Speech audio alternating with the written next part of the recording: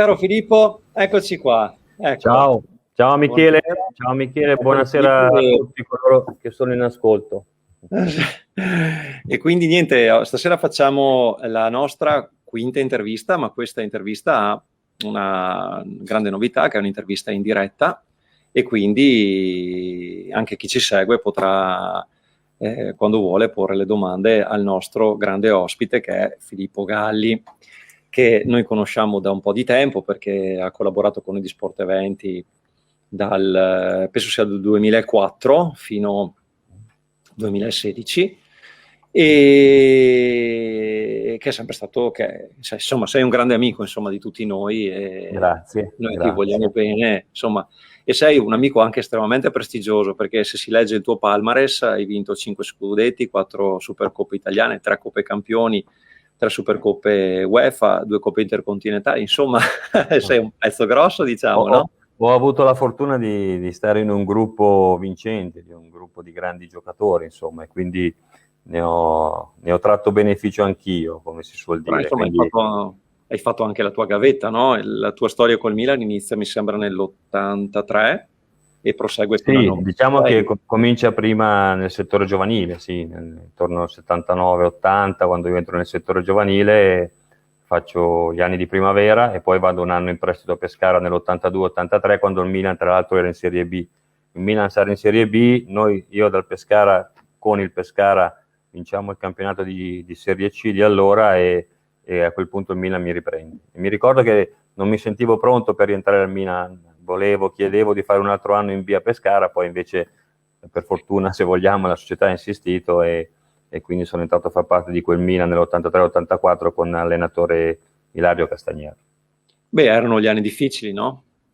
Sì, erano anni abbastanza complicati, diciamo così, dove non c'era quello che poi arrivò successivamente, quindi il gruppo Finibus, il presidente Berlusconi, tante difficoltà. Io racconto sempre quando allora io arrivai con il presidente Colombo, quindi io abito a Monza e quindi è qui di zona, diciamo così, e con Sandro Vitali come direttore sportivo. Poi a loro subentrò Farina, ed era un personaggio simpaticissimo, fortissimo, però io penso che non avevo procuratore, no? Allora sai, il procuratore si cominciava già a averlo, però fino al terzo anno da professionista io non avevo un procuratore. Mi decido a prendere il procuratore quando vado a fare a rinnovare il contratto, diciamo così, che è un contratto annuale, quindi sono andato lì e Farina mi tiene tutto il pomeriggio, 5-6 ore in attesa, no, prima di ricevermi. Poi mi riceve in una fantomatica discussione del contratto che non c'è stata, quindi io firmo il contratto, quello che ha voluto lui, mi dà la mano e mi dice in dialetto veneto, scusate il termine, ti gocciava un'altra volta, cioè t'ho fregato un'altra volta, mi dice, tanto questo per dire come eravamo messi, insomma. Dopodiché c'è il passaggio con Lo Verde per qualche giorno alla presidenza e poi arriva il presidente Berlusconi. E tutto è cambiato. E tutto è cambiato, sì, grazie a lui, grazie ad Arrigo Sacchi, che tra l'altro oggi compie gli anni, e grazie a un gruppo di giocatori ovviamente straordinario, con una cultura del lavoro unica, direi, che poi non ho più ritrovato, anche se, voglio dire, c'è sempre stata una certa cultura del lavoro a Milano e dintorni, insomma, ecco, però quel gruppo era straordinario. Ti racconto questo episodio qui, dopo me lo commenti, no? Anni fa, all'inizio delle nostre attività, nel 2003-2004, iniziavamo a avere, diciamo, molti campisti che venivano da varie parti d'Italia, addirittura che iniziavano a venire dall'estero, e noi avevamo anche molti bambini. Ovviamente, sai, tra tutti questi bambini c'erano bambini alle volte anche un po' problematici, perché attraversavano momenti difficili o di crescita oppure anche di difficoltà familiari. Per cui interpellammo uno psicologo dello sport che era molto in voga a quel tempo lì, che si chiamava Di Vera, Enzo, che aveva lavorato con il dottor De Michelis in Fininvest e poi inizialmente nel settore giovanile del Milan. E chiacchierando con questo dottor Di Vera, che è diventato poi un caro amico, perché ci aiutò, diciamo, anche a noi allenatori a capire come affrontare certe situazioni, ci disse, io gli chiedevo sempre di com'era il Milan, il primo Milan, no? il Milan di Arrigo Sacchi, com'era lo spogliatoio, e un giorno parlando mi disse: guarda Michele, quello che ti posso dire è che comunque all'interno dello spogliatoio ci sono sempre degli elementi di equilibrio, degli elementi che sono comunque un punto di riferimento per tutti, e uno di questi è Filippo Galli. Io a quel tempo ancora non ti conoscevo, e questa cosa mi è sempre rimasta, perché poi quando ci conoscemmo più tardi ho detto, eccolo qua l'elemento dell'equilibrio, il punto di riferimento. Ma, quindi cosa vuoi dire? C'è solo un elemento di equilibrio? Non lo so, sicuramente ti dico che da quando giocavo, ma anche dai primi anni, almeno dai primi 2 anni come responsabile del settore giovanile, sono diventato molto molto più equilibrato. Allora non lo so. Penso che volessi dire che eri un punto di riferimento, no? Una persona che ti ha ascoltato.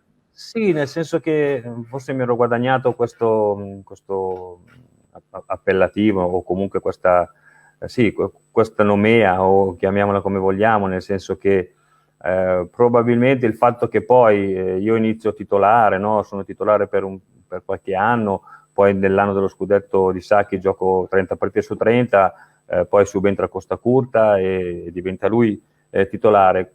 Però diciamo che ecco, a quei tempi, mi pare del 2004, sicuramente avevo già fatto praticamente avevo vissuto la mia carriera al Milan, e poi ero rientrato, appena rientrato credo, sì, come allenatore.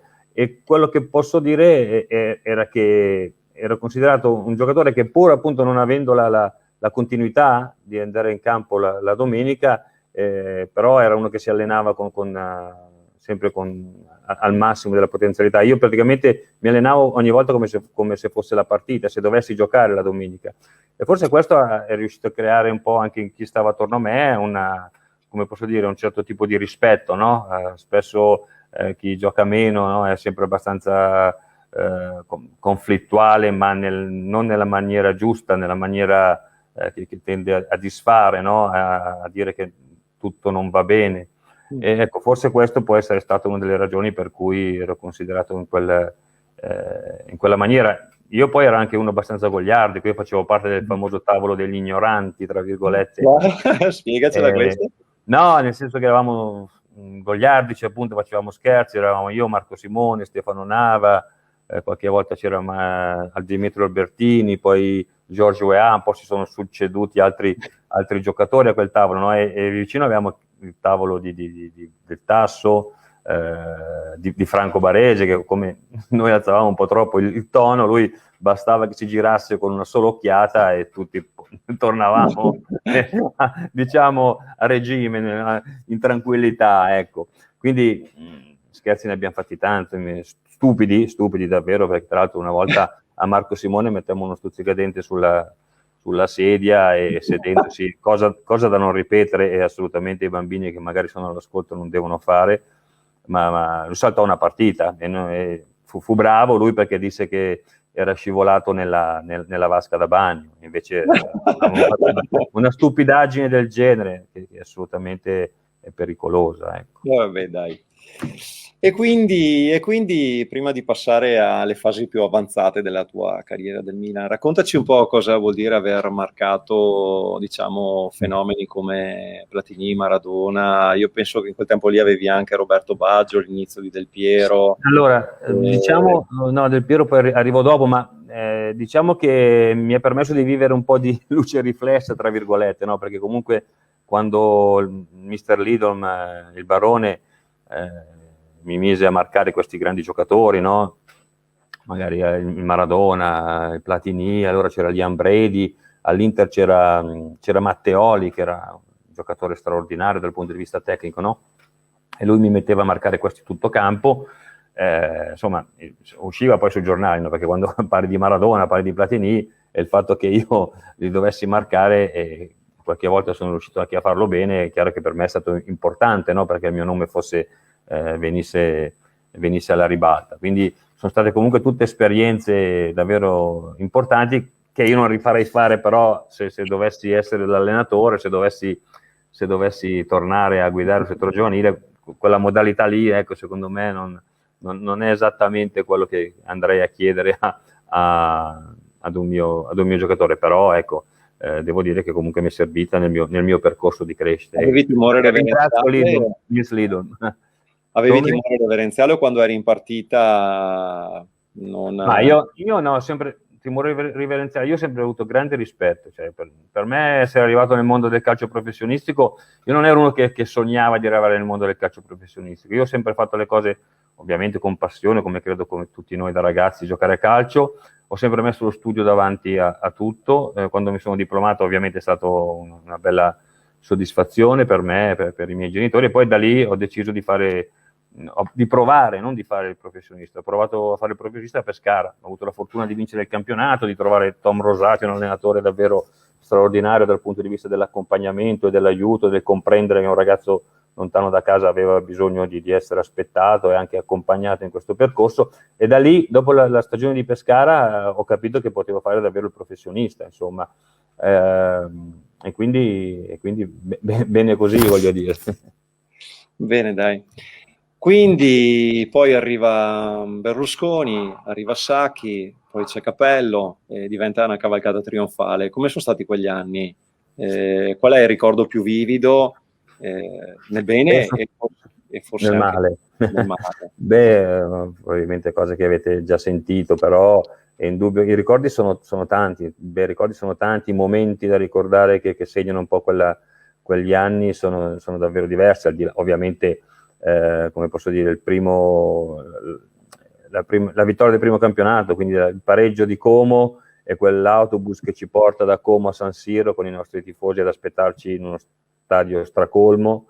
È qualcosa che ancora ricordo, sento ancora la musica che ci accompagnava, non so, c'è una musica credo di Eddie Grant, Joanna Give Me Hope, Hope credo che sia il titolo, non mi ricordo più, non sto a cantarla perché sennò farei uno scempio, però me lo ricordo ancora come se fosse adesso, e poi da lì la Coppa dei Campioni, la prima Coppa dei Campioni, anche se io non giocai da titolare, entrai solo nell'ultimo quarto d'ora, però vedere la gente rossonera che riempiva Barcellona, lo stadio, non solo lo stadio, ma le strade attorno a Barcellona in un Camp Nou tutto rossonero, da brividi, insomma. E poi andando avanti tutta una serie di altre vittorie che possiamo dire che culminano un po' nel 94 con la finale di Atene vinta contro il Barcellona, dove finalmente gioco da titolare a causa non te lo aspettavi, però poi insomma hai avuto dietro quello che magari... No, ripeto, io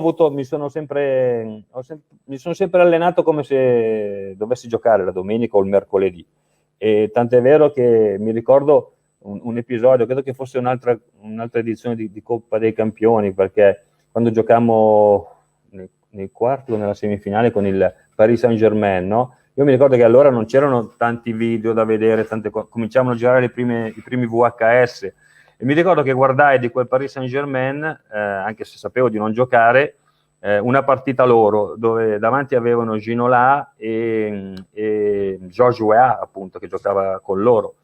E quindi mi ero studiato i due giocatori bene, no?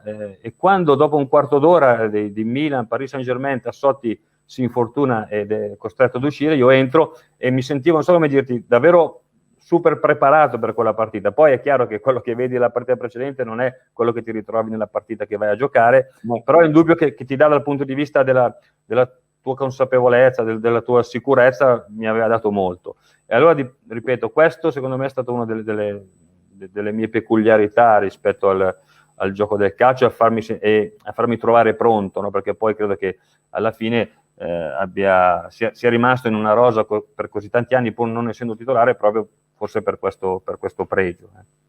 Bene, stanno arrivando le domande, ricordo chi ci segue che le può fare, che poi Filippo vi risponderà. Guarda, vuoi che partiamo con qualche domanda così in mezzo? Sì, come volete, a disposizione, come si dice, come volete voi. Allora, guarda, Simone Salvador, che è stato un nostro collaboratore, che ha un blog anche molto bello, lui è un avvocato che però è pazzo di sport e ha lavorato con noi anche nel primo post laurea, adesso ha un altro tipo di carriera, però è sempre molto legato al calcio e anche alla nostra associazione. Scrive: ciao Michele, ciao Filippo, volevo chiedere a Filippo come valuta oggi l'influenza e il ruolo dei procuratori nei confronti dei ragazzi che devono ancora entrare nel mondo professionistico. Sono più importanti, influenti della famiglia? Beh, ciao Simone, innanzitutto credo che si debba come sempre distinguere, no? i procuratori, così come la famiglia, così come tutte le persone, le professionalità all'interno di un settore giovanile sono componenti di un insieme che comunque interagisce con l'atleta, crea una relazione con l'atleta e di conseguenza ne può determinare la crescita, lo sviluppo, l'educarsi, no? Cioè il venire fuori del suo talento. Ed è chiaro che alcuni hanno un peso forte sulle famiglie e le famiglie a volte si affidano in maniera totale al procuratore. Tra l'altro i regolamenti prevedono che un ragazzo possa avere il procuratore soltanto 6 mesi prima, se non vado errato, della possibilità che lui sottoscriva un contratto, quindi ai 16 anni. Però è prassi, ormai è consuetudine che i procuratori avvicinino già i ragazzi prima, magari avvicinandoli offrendo una sponsorizzazione con l'abbigliamento sportivo piuttosto che con la scarpa da gioco. Credo che anche qui, no, come ogni strumento, e non voglio parlare di strumento nei confronti dei procuratori, ma come ogni rapporto che poi si viene a instaurare, credo che stia sempre alle persone riuscire a gestirlo e a creare quell'equilibrio di cui parlavamo all'inizio, perché sia un punto di forza e non un punto di debolezza o di difficoltà. Io ho incontrato dei procuratori che pensavano di far guadagnare subito al ragazzo soldi importanti senza tenere presente il percorso di crescita necessario al ragazzo e di conseguenza sono stati poi un problema per il ragazzo. Altri che invece hanno sposato un percorso, diciamo così, accanto alla società e ovviamente nell'interesse sempre del ragazzo e della famiglia per trovare insieme, perché nessuno ha come posso dire, la formula magica, per trovare insieme la strada migliore perché un talento arrivasse a giocare in ambito professionistico. Quindi, ripeto, è una risposta, è una domanda che ha una risposta aperta, no? Come spero di essere stato chiaro nel rispondere. Anni fa però, ti dico, noi facemmo un convegno, davano termine sui settori giovanili, e c'era il Milan, c'era l'Atalanta, c'era il Barcellona con Ben Ayges, c'era l'Ajax con David End, e io mi ricordo che Favini era molto molto molto critico su questo argomento qui. È un uomo, vabbè, un grande dell'Atalanta, insomma, destro giovanile, lui con i procuratori. Ma sono d'accordo, Michele, però i tempi cambiano i tempi. Apparteneva a un tempo ormai che era probabilmente che guardava. Vabbè, ma Favini l'ho conosciuto anch'io, ovviamente è stato un maestro per tutti noi, no? Ed è piacevole ed è doveroso ricordare il suo contributo che ha dato per la causa dei settori giovanili. Però oggi non puoi pensare di tener fuori dal contesto il procuratore, così come non puoi pensare di tenere fuori la famiglia e i genitori. Oggi credo che si debba andare verso l'inclusione e far capire e cercare di capire tutti insieme qual è la strada migliore, cioè essere davvero alleati. So che non è facile perché poi l'alleanza lo fanno le persone e non sempre le persone hanno onestà intellettuale, no? Quindi il problema è che poi ovviamente chi ne paga le conseguenze molto spesso è il ragazzo, il bambino, chiamiamolo come 14 anni, forse ancora un bambino, anche se i giocatori generalmente maturano prima, no? Rispetto ai coetanei. Per cui c'è un'altra domanda di Alberto Frare, che è un caro amico e che ha frequentato per anni anche il nostro centro sportivo di Vittorio Veneto quando era sotto i colori del Milan, e dice: volevo sapere da Filippo un giocatore giovanile sul quale avrebbe scommesso ad occhi chiusi ma che non è mai esploso e perché. Ora, far nomi non è mai bello, ma... No, far nomi non è mai bello, però io mi auguro ancora che lui possa esplodere, possa raggiungere quello che io mi aspettavo da lui, ma non solo io, un po' tutto il mio gruppo di lavoro.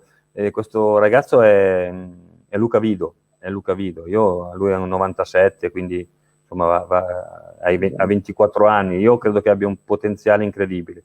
Perché non è riuscito, cioè sta giocando in Serie B, non è che non stia facendo il professionista, tutt'altro, però è chiaro che tutti noi, io in particolare, forse a torto, non lo so, perché non ho la sfera magica, no? Me lo aspettavo davvero siamo stati con Edgardo Zanoli, no? Il metodologo che ha lavorato con me negli ultimi anni di Milan, anche lui è stato parecchi anni al Milan nel progetto delle scuole calcio. Dicevamo proprio l'altra sera che lui, con Vito ci aspettavamo che lui arrivasse a San Siro. Se arriva a San Siro, questo fa un paio di cose sue e San Siro viene giù viene giù San Siro, no? Nel senso che i tifosi si esaltano, e quindi io davvero ancora me lo auguro fortemente. È un ragazzo a cui voglio bene davvero tanto, però ecco, è giusto che si concentri in quello che sta facendo, e perché poi il perché non lo sappiamo, però come dicevo prima, nel percorso di ciascun ragazzo ci sono degli incontri, ci sono delle strade che si prendono, c'è il famoso sliding doors, no? Se avesse preso questa strada piuttosto che l'altra, chissà.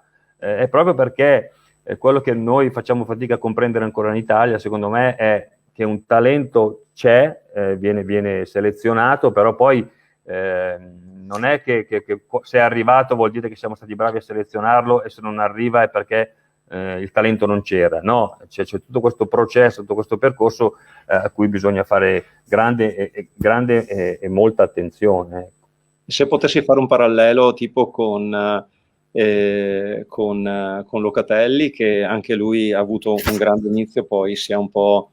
Locatelli ha avuto come ogni processo di crescita, come percorso di crescita, ci sono dei momenti che possono essere di stasi e di regressione, no? È chiaro che lui era al Milan, aveva giocato in prima squadra, aveva fatto grandi cose, era salito alla ribalta, aveva fatto gol alla Juve, e quindi tutti si aspettavano ancora prove sempre più importanti. Ha avuto le sue difficoltà, era un momento in cui il Milan non poteva aspettare, quindi fare dietrologia non serve niente a nessuno. Io credo che il distacco sia servito ad entrambi, o sicuramente è servito a Manuel, perché ha trovato un ambiente come quello di Sassuolo, forse con meno pressioni, ma soprattutto un allenatore che è un grande formatore, che gli ha potuto dare spazio e che l'ha ulteriormente migliorato, e ora Manuel insomma sta raccogliendo i frutti. Però anche qui stare se, ma, mi, mo, cioè è andata così, quante storie si possono raccontare in questo senso, dai.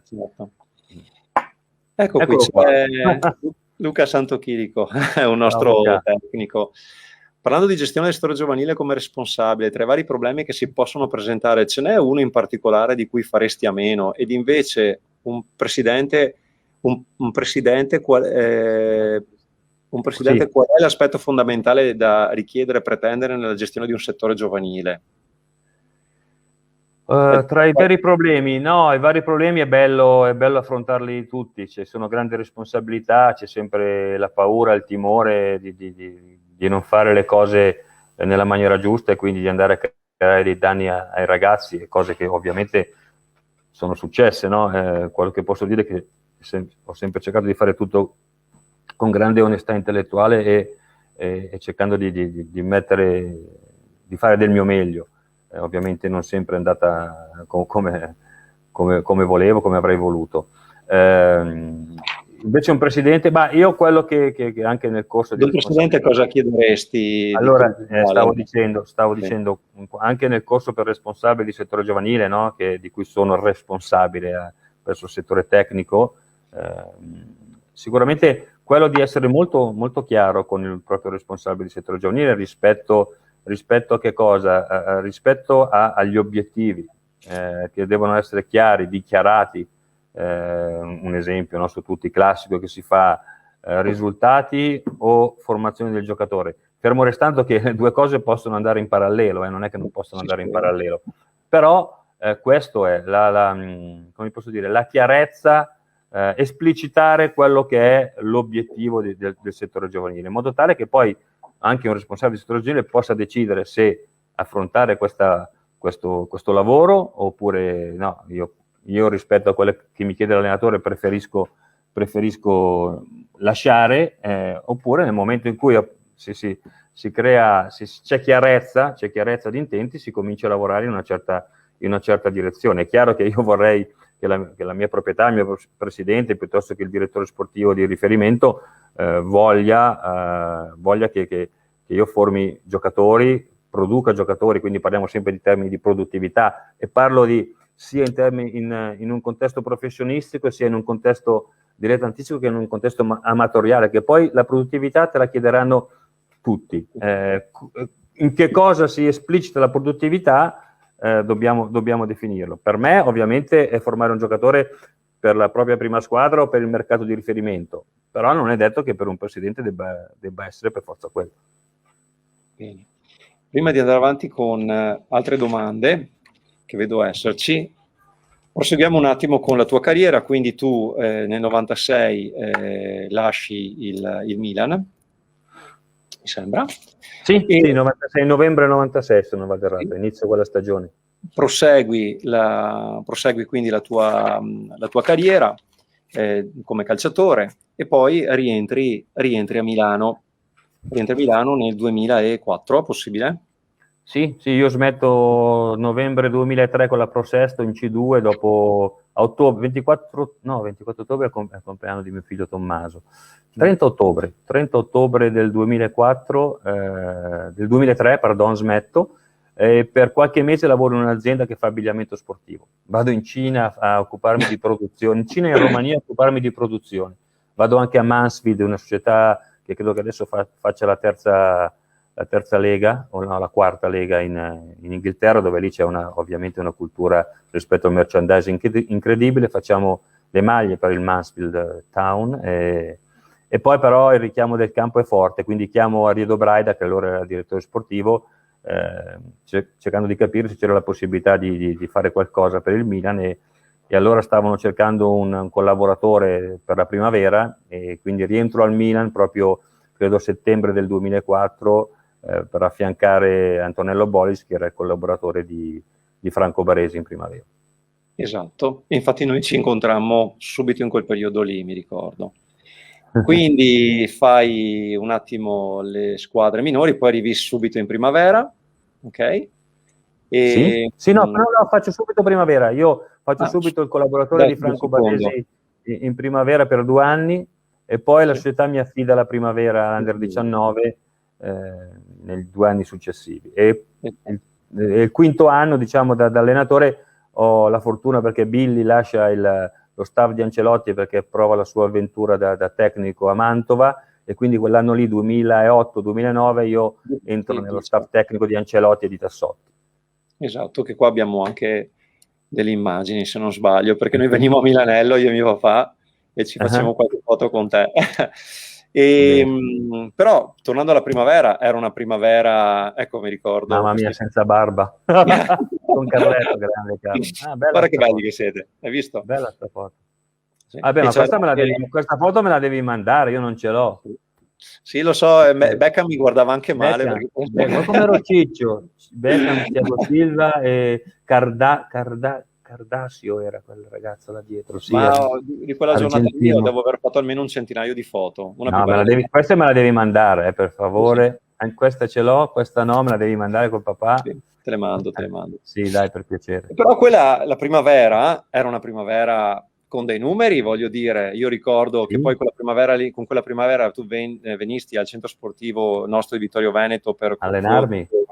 Sì, e c'era i 3 fratelli Aubameyang e c'era Darmian. C'erano 3 o erano 2? C'erano anche il terzo, no? Caterina non credo, c'erano i 2, c'erano Willy, erano 3 sì, e sono tuttora 3, ma c'erano Willy, l'87 e c'era Pierre, 89, che oggi è all'Arsenal. No, infatti io non sono riuscito a non vincere niente, se non un trofeo per me comunque importante come il Dossena e il torneo di Ostuni. Però sono arrivato al massimo ai quarti di finale, forse sono uscito una volta con la Regina e il secondo anno non sono riuscito a qualificarmi nella regular season. Sì.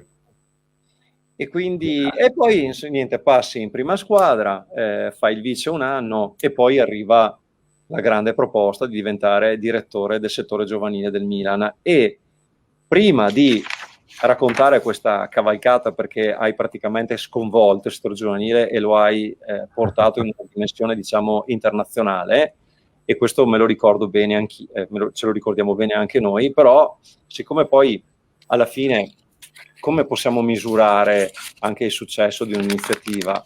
Allora lo misuriamo con qualche nome, no? Di giocatori che sono usciti diciamo, da quel settore giovanile lì e che adesso insomma sono dei professionisti. E ricordiamo Gigi Donnarumma, Cristante, Gabbia, Calabria, De Sciglio, Locatelli, Valotti, Felicioli, Pobega, Petagna, Verdi, Cutrone, Luca Vido, che è messo dentro. Mi sembra che difficilmente qualcuno possa vantare dei risultati del genere. Non lo so, 2009-2018, no? Non lo so, Michele. Io credo che il Milan Cioè parliamo abbia sempre, come posso dire, portato giocatori dal proprio settore giovanile al professionismo. Forse in questo periodo, consideriamo che sono anche stati 9 anni, è arrivato qualche giocatore in più, non lo so, ma ne continueranno ad arrivare. Io credo che quello che abbiamo cambiato, perché io con i miei collaboratori... va bene. Andiamo a bomba su questo argomento qui, perché io ricordo che a un certo punto con manipolo, diciamo, di tuoi collaboratori molto affidati, tra cui Zanoli, di cui abbiamo parlato, e l'altro tuo staff, iniziasti a guardare anche fuori, no? Allora sì, cominciamo da lì. Racconta la genesi di questa tua idea. Allora l'idea nasce, come spesso accade. Io avevo già, quando sono diventato responsabile del settore giovanile, avevo già l'idea di avere delle linee guida un po' per tutto il settore giovanile, che addirittura si allargassero poi sulle scuole calcio, no? In modo tale di avere una metodologia di lavoro condivisa, in modo tale che quando noi saremmo andati a fare scouting nelle scuole calcio avremmo potuto trovare dei giocatori, dei bambini, dei ragazzi più preparati, no? Rispetto ad un'idea di formazione del giocatore. Però, come spesso accade, non sempre puoi implementare subito quello che hai in testa, ti guardi anche attorno, perché poi io il primo anno è stato sicuramente di osservazione, di capire anche dove fossi, perché quando ti ritrovi comunque a gestire più di 100 persone non è semplice, e devo dire comunque grazie alla società, allora al dottor Gagliani, a Dario Braida, che mi hanno dato questa opportunità e mi hanno sostenuto. Però come spesso accade è un momento di crisi, o se non altro proprio di diversa modalità che il club ci richiede e che la proprietà dà al club rispetto agli investimenti, rispetto a come appunto gestire dal punto di vista finanziario l'area sportiva. E quindi, se ben vi ricordate, è chiaro che si comincia l'anno prima, ma nell'estate del 2012 verranno ceduti i Thiago Silva e Ibrahimovic al Paris Saint-Germain, no? Però già da prima si comincia a dire attenzione, perché cominceremo ad investire meno, tra virgolette, ovviamente, sulla prima squadra, quindi dovremo cercare sempre di più di portare giocatori dal settore giovanile fino alla prima squadra, e quindi anche sul settore giovanile gli investimenti saranno, ci sarà una chiusura, una sorta come posso dire, di taglio, no? Degli investimenti, e potrete inserire soltanto i giocatori fino al 14° anno di età, perché per chi non lo sa, dopo il 14° anno di età è possibile inserire 10 giocatori per le squadre di Serie A che provengono da fuori regione, che vengono chiamati giocatori in deroga, a cui tu devi garantire scuola, vitto e alloggio. La società ci dice, una volta che avete formato quella squadra under 15, in sostanza, dovete portarla fino all'under 19, alla primavera, che è l'ultimo stadio, passatemi il termine, prima di arrivare al professionismo. E quindi è chiaro, no, che da questo punto di vista, se più non puoi inserire giocatori, non puoi andare a fare scouting su giocatori più grandi, già formati, eccetera, gioco forza, devi andare a lavorare sulla modalità di formazione, sull'approccio metodologico.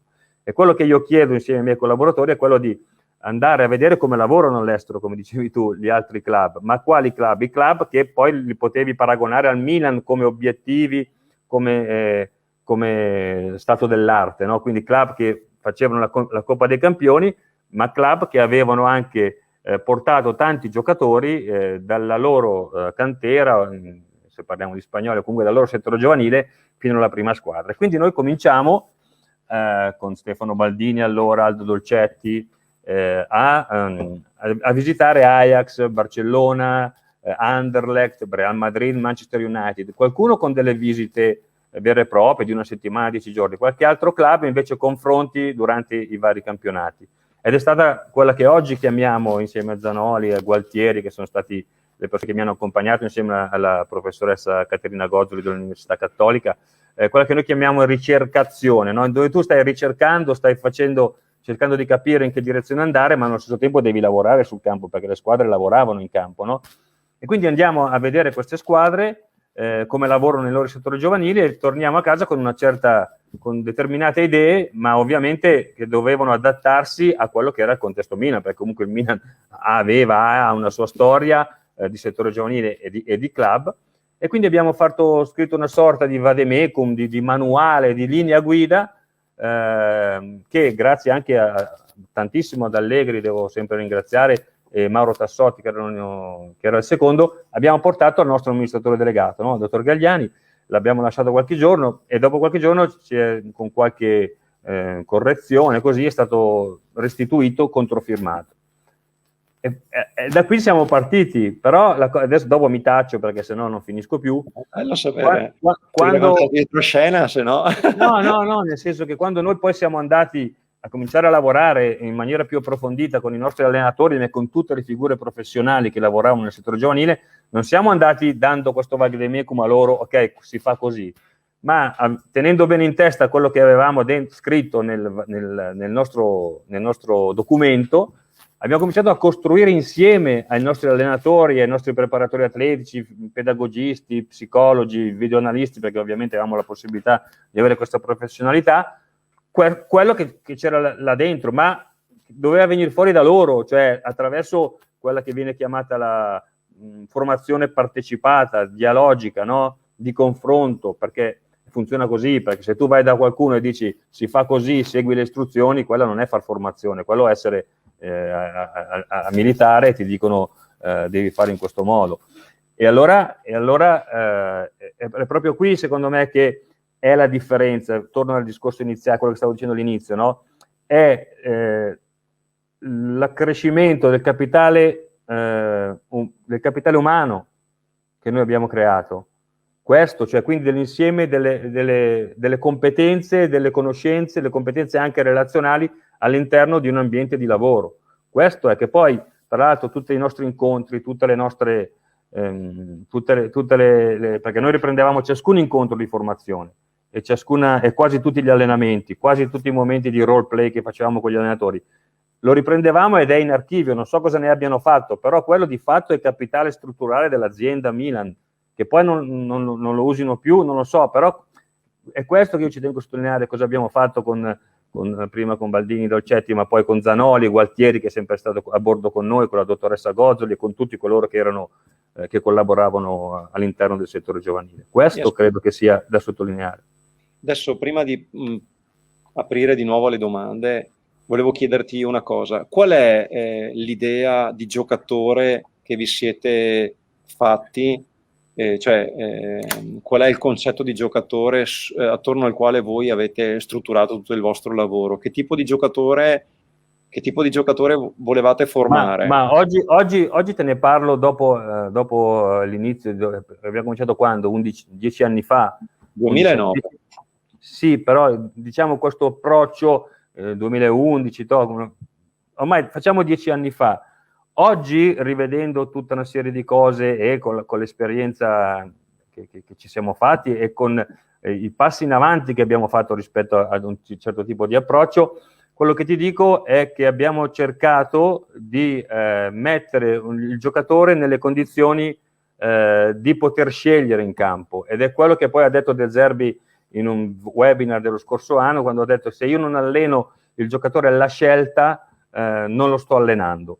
E allora davvero noi abbiamo pensato, ripeto, è stato il nostro pensiero, non è detto che sia quello più giusto, però che il calcio che noi dovevamo proporre come squadre, e quindi fosse quello legato soprattutto alla capacità di comandare il gioco, quindi di avere attraverso il possesso della palla, quindi di avere la palla, perché questo ti permetteva innanzitutto, come dicevo prima, di fare più scelte, di farle in condizioni di gara, perché l'allenamento deve essere il più simile alla gara possibile, e quindi ripetere nella non ripetitività, cioè ripetere senza ripetere, perché se io ripeto un gesto, tanti gesti tecnici perché ho la palla, non vuol dire che ripeta come se mi mettessi davanti al muro, ma perché le condizioni cambiano, no? Il campo porta, e la partita e l'allenamento con l'avversario porta emotività, porta aspetto cognitivo, porta tutta una serie di cose, no? Che date dal campo che magari non è regolare, dal brutto tempo, dal genitore che ti dice cosa devi fare, dal genitore degli avversari che ti dice le parolacce,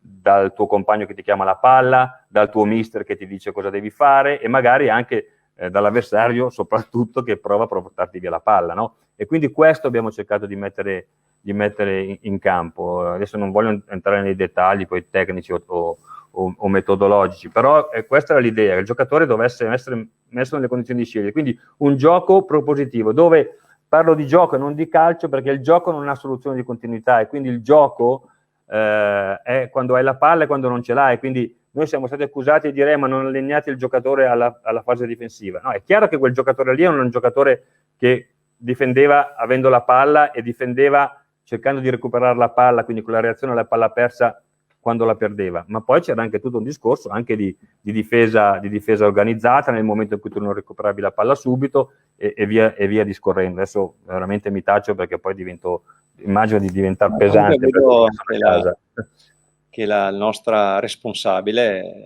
ciao Erika, grande Erika, il Junior Camp Mondo, sì. Dice che conserva tutto e che è sempre fuori di ispirazione, quindi non abbiamo perso niente. Che mi prende fuoco la casa, perché io poi c'ho cartaceo, c'ho anche un sacco di digitale, ma c'ho cartaceo in 2 minuti brucio la casa. Perché io sono come posso dire, prendo appunti in maniera seriale, sono... Sì. Sì. Allora, guarda, c'è Martino Pezzuto, che è stato un nostro allenatore per molti anni, anche lui un grande milanista, che ci saluta e dice: Filippo, che fascia d'età paga di più di tutti quest'anno e mezzo di Covid? In quest'anno c'è qualche annata che secondo te ha perso qualcosa di recuperabile a livello calcistico? Sai che non lo so, Martino, io ho la sensazione che tutti perderanno qualcosa. Ovviamente è chiaro, gli adulti stanno giocando almeno a livello di Serie A, no? Ma nei settori giovanili, perdonatemi, nei settori giovanili tutti perderanno qualcosa, ma in tutti i sensi, al di là dell'aspetto calcistico in sé, ma l'aspetto relazionale, l'aspetto della socializzazione. Insomma, i nostri ragazzi, dai bambini ai più grandi, agli adolescenti, pagheranno dazio. È chiaro che dobbiamo avere uno spirito anche positivo rispetto al futuro, no? Io credo che in questi mesi sia stato importante mantenere il rapporto con i ragazzi, anche con una semplice, anche con l'utilizzo di questo mezzo, no? E magari fare quella telefonata, che è una telefonata per sapere come sta al bambino, come si trova, cosa sta facendo, e nel momento in cui non è una telefonata, come vi posso dire, che ha un fine, che è quello che magari tu fai durante la settimana normale, quando ci sono le partite, che il mister mi chiama perché vuole sapere cosa sto facendo, perché domenica c'è la partita. Quando fai una telefonata così oggi, è una telefonata che tu fai perché vuoi sentire come sta il ragazzo. Io credo che questo il ragazzo se lo capisca dal punto di vista proprio emotivo della relazione. Allora è questo che dobbiamo, spero che gli allenatori, che le figure professionali che sono vicino ai ragazzi abbiano fatto, perché poi altro modo è davvero difficile. È indubbio che nessuno ci restituirà questo tempo perso, e neppure a loro. Esatto, purtroppo. E qui vedo un'altra domanda di Massimiliano Dedola. Il calcio italiano è in crisi, riorganizziamo i settori giovanili e lanciamo più giovani nei nostri campionati. Parole di Allegri al club prima della sosta. Come la pensi? Beh, io lo dico da sempre, dopodiché spetta a chi lavora nei settori giovanili. Io, anche se non lavoro più in un settore giovanile, sono consulente della federazione, mi occupo di quel corso che vi dicevo, mi sento in qualche modo, no, responsabile. Io credo che non è che gli allenatori italiani non facciano giocare i nostri giovani perché guardano la carta di identità, non li fanno giocare, credo e sono certo, perché non li ritengono pronti. Allora a questo punto spetta a noi capire, perché tutti noi, cioè non è che andiamo in televisione e diciamo bisogna fare la tecnica, ok, la tecnica lo sappiamo tutti, però poi bisogna stabilire come fare la tecnica, e allora qui purtroppo nascono opposizioni, contrapposizioni. Invece andrebbe, credo, trovato un punto di incontro sempre rispetto a quello che necessita il bambino e il ragazzo. E dal mio punto di vista, e da quello che è il punto di vista, ripeto, sempre del mio gruppo di lavoro, del mio gruppo di confronto, chiamiamolo come vogliamo, perché ormai ognuno lavora in contesti differenti, bisogna cercare di tenere il bambino nella complessità sin da subito. E poi avrà bisogno di più tempo, magari quello delle squadre dilettantistiche o amatoriali rispetto a quello delle squadre professionistiche, certo, però poi a quel punto lì, lo dico sempre, dobbiamo domandarci noi allenatori se siamo noi, se sono i bambini a non aver tempo o se siamo noi a non aver tempo, perché vogliamo ottenere i risultati subito. Ripeto, teniamoli dentro la complessità, poi siamo sempre in tempo ad andare verso situazioni più verso l'analitico, o piuttosto ancora verso più una complessità, quindi ancora più situazionale. Però davvero non dobbiamo pensare che l'apprendimento sia un apprendimento che sia lineare, che sia dal semplice al difficile. Ci sono ormai studi che dicono che non è così, ci sono esperienze che dicono che non è più così. Ciò non vuol dire che non si debba fare l'analitico, ma prima di arrivare all'analitico come allenamento, e perdonatemi se arrivo a dire questo, ho un mondo da esplorare, quindi parto da una situazione mediamente complessa e poi capisco dove muovermi, a seconda di quella che è la risposta del bambino, a seconda di quella che è la mia osservazione. Cioè devo togliermi da quell'idea di cominciare sempre, non so come dire, dall'ABC necessariamente. Mettiamoli dentro lì, i bambini si divertono, diciamo sempre che manca il gioco di strada e poi non lo ricreiamo questo gioco di strada, continuiamo a dividere tutto, a scomporre tutto, a fare i pezzettini, no? Perché una volta che fai bene questo pezzettino qui puoi passare a fare il secondo step, poi il terzo, perché se non hai passato il terzo non puoi fare il quarto. Non è così, cioè non funziona così, bisogna avere un approccio più sistemico e non riduzionista che divide. Basta, mi taccio, scusami, ma spero di aver risposto. Vedo che ti appassioni sempre, no? Sì, poi per carità, non ripeto, io ho il mio pensiero che non è necessariamente quello più giusto, però è frutto di anni di lavoro, di studi, di sperimentazione, eccetera. Ecco, Davide Giubilini è stato un nostro collaboratore. Ciao Davide, sì, conosco bene. Anche col Milan. Dice: ciao Filippo, in primis colgo l'occasione per salutarti, conoscendo il tuo approccio sistemico al calcio e all'atleta e considerando la maturazione dell'individuo come una connessione tra individuo e contesto, ti faccio una domanda molto attuale. Si sentono molti dibattiti ultimamente, anche talvolta da persone non competenti in toto, su molteplici concetti sulla crescita dell'atleta, i pro o contro sul possesso palla, sulla costruzione, eccetera. Quando invece la strada e qui ho perso. Beh, non so, manca anche a me, però vabbè, se penso di aver un po' capito dove vuole, cosa mi vuole chiedere, o spero almeno, Davide. Io, allora, l'ho detto anche sulla mia pagina Instagram, sui social, ormai ogni tanto si mette qualcosa sui social, no? per dire la propria. Allora, negli altri paesi non stiano parlando, sono già andati oltre, non parlano più di costruzione. Ma non parlerei neanche io non parlerei di costruzione, io parlerei di gioco del calcio. Se voglio giocare a calcio, e giocare a calcio per me è avere la palla, perché se io sono un bambino, se io porto mio figlio, genitore, porto mio figlio a giocare a calcio, lo porto perché vuole giocare con la palla, vuole avere la palla, vuole divertirsi. E se non ha la palla, se ce l'hanno gli altri, penso che faccia più fatica a divertirsi, no? si diverta meno. E questo deve essere. Allora, nel calcio professionistico c'è un'idea di questo tipo, no? Che credo che chi sviluppi il gioco da dietro è perché abbia un'idea di calcio che si basi su questi principi. E quindi parte dal portiere e cerca con una serie di passaggi di arrivare a che cosa? A quell'obiettivo che è quello del gol, no? Dopodiché non è che dobbiamo fare necessariamente tutta una serie di passaggi in difesa con la pressione del nostro avversario, dobbiamo mettere i nostri giocatori nel percorso del settore giovanile nelle condizioni di comprendere, di capire, di leggere le situazioni di gioco e capire quando è possibile e necessario avanzare con gioco posizionale, come lo chiamano quelli bravi, no? Per cui di superare questa prima linea di pressione per poi andare a scatenare velocità, piuttosto che andare a cercare magari a giocare la palla avanti, perché si è creata una superiorità numerica là davanti piuttosto che una parità numerica là davanti. Cioè la lettura del gioco secondo me è essenziale. Non ci sono, perché sennò rischiamo di fare i danni che hanno fatto coloro che hanno seguito i seguaci del sacchismo, no? Quindi del gioco esasperato dal punto di vista del giocare di reparto a livello difensivo, piuttosto che i guardiolisti, no? Cioè io non faccio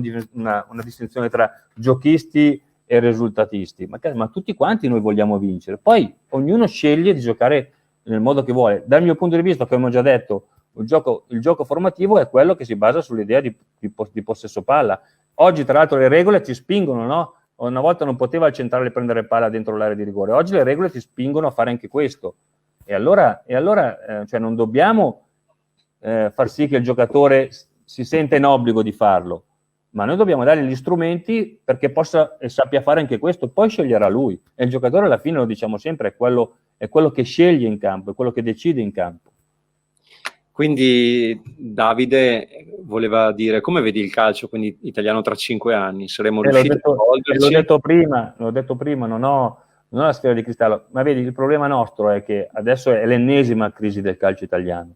Noi otterremo risultati magari con la nazionale italiana, con la nazionale A, che tra l'altro sta giocando un calcio propositivo, quel calcio lì, insomma, no? Davvero, forse è la prima volta, credo, con Mancini, e quindi davvero mi auguro che riesca a ottenere quei risultati, però se noi otterremo quel risultato, o lo otterremo magari con l'Under 21, quindi di vincere qualcosa, di arrivare fino in fondo in qualche manifestazione, vedrete che i problemi spariranno e quindi torneremo ad essere di nuovo i più bravi, facendo quale errore però? L'errore di andare a valutare l'esito e non il percorso o il processo. E invece è il processo che mi determina il reale valore dell'esito, al di là del risultato numerico, cavolo. Questo è. Massimiliano Corleto chiede quali sono i criteri generali di valutazione tecnica nel settore giovanile. Mamma mia, che domanda è! Una domanda che ha una risposta che enorme, non finire più, ma ognuno ha i suoi criteri. Cioè, quello che noi abbiamo cercato di fare con i nostri ragazzi, dai bambini alla primavera, è davvero quello e soprattutto anche con le figure adulte, di far comprendere i principi regolatori del gioco, che sono due, non sono chissà quanti: lo spazio e il tempo. E quindi la capacità di comprendere lo spazio, come occupare lo spazio, come muoversi nel campo, cosa vuol dire smarcarsi, ad esempio, quindi allontanarsi dal giocatore avversario per avere spazio, come utilizzare il tempo di gioco. Cioè, queste sono le cose, perché poi alla fine, quando noi andiamo a parlare che non ci sono più i ruoli, ma ci sono le funzioni, le funzioni di gioco poi vengono date dalle letture che il giocatore fa rispetto allo spazio da andare a occupare dove può ricevere palla, perché un giocatore, per poter avanzare, deve andare a ricevere palla dove non c'è un avversario. E poi ci sono quei giocatori che quando ricevono palla e hanno l'avversario, e qui c'è una superiorità numerica qualitativa, no? Che Messi, anche se è l'avversario, generalmente nell'1 contro 1 sai già che gli va via, e quindi non parliamo più di parità numerica, ma Messi in superiorità numerica sempre quando si trova con un solo avversario.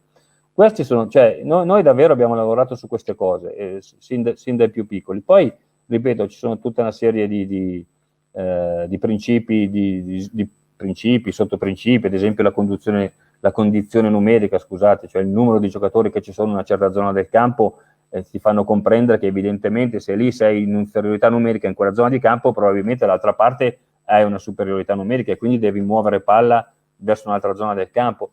Poi ci sono le questioni tecniche, ma certo che le questioni tecniche sono fondamentali, no? Cioè controllo e passaggio è veramente la pietra miliare del calcio, però anche lì non posso pensare di fare un controllo e un passaggio o di eseguirli decontestualizzati dal gioco. Se io dico credo che siamo tutti d'accordo che la tecnica sia funzionale al gioco. Il gioco, abbiamo detto che ha due principi regolatori che sono spazio e tempo. Gli elementi che rendono questi due principi regolatori validi sono la palla, ovviamente, il campo, quindi le dimensioni del campo con la direzionalità, con le due porte, i compagni e poi che cosa? E gli avversari, che sono quello che ci dicono anche ai corsi di Coverciano, no? Ma di questi 4 elementi, qual è che posso controllare meno? Credo che sia l'avversario, perché non so cosa fa l'avversario. Allora, se l'avversario mi determina spazio e tempo, che sono i principi regolatori del gioco, come faccio io a allenare la tecnica senza funzionare al gioco senza avere l'avversario dentro nell'esercitazione?